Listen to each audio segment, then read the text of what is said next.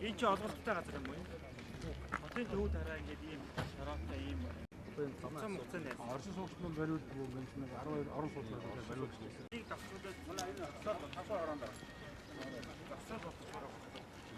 ямар компани дээр Нэгтэй гэж. өөрс юм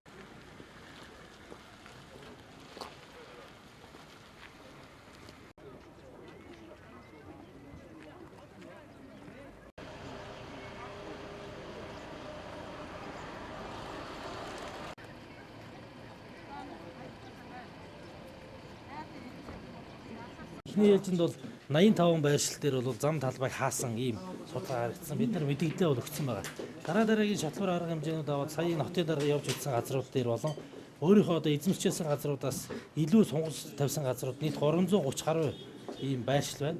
Энэ дээр мэргэжлийн хяналтын газраас улсын байцаагчийн одоо хамтарсан шалгалт бас дахиад явагдаж байгаа. Эхний ээлжинд бол бид нар энэ одоо газрыг зам талбайг одоо хаасан барьсан хашаа төснүүдээр бол эрэгтэй нь уулзаад тавигдах байгаа энэ замынхаа талаар тайлбарлангууд зарим иргэдээс нь бол одоо ингээд өөртөө өргөдлөө өгсөн байгаа. Бид нар ингээд өөртөө зардлаар буулгая. Нэр бас нь олон нийт хэрэгцээтэй зам шаардлага тавих гэж байгаа гэсэн. Ийм бас нааштай ийм хандлагууд гарч байна. Цаашдаа бол бид нар мэдээллийн хугацаа дуусны дараагаар албанд чөлөөлөх энэ арга хэмжээнүүдийг авч ихэд төлөвлөд ажиллаж байна. Мэдээллийн хугацаа бол ер нь бол өмнөх 85 байршил дээр бол 7 хоногийн хугацаа өгсөн байгаа. Одоо сая нэмэгдсэн талбайнууд дээр бол 5 хоногийн хугацаатаар бид нар мэдээлэл өгсөн байж байна.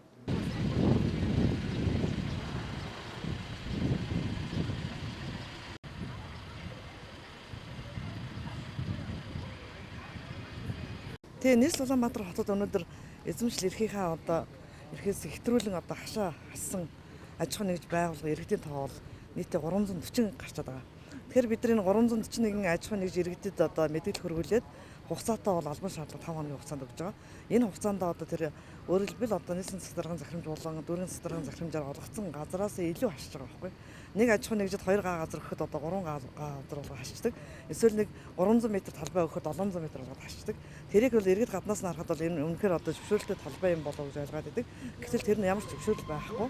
Тэгээ сүүлийн үед бол ер нь аж ахуйн нэгж энэ иргэд маань үйлдвэрч байгаа гол зүйл бол нийтийн эзэмшлийн зам талбай дээр хууль бус одоо төрийн үйлчлэгийн сэгүүдийг одоо байршуулж бизнес эрхлээд байгаа.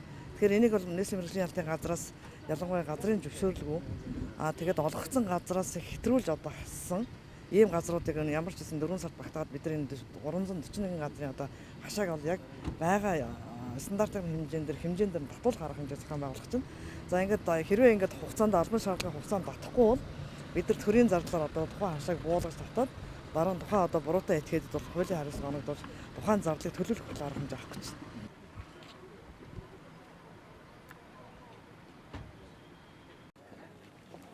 Манай дээр нэг хүндэт юу хадаад явж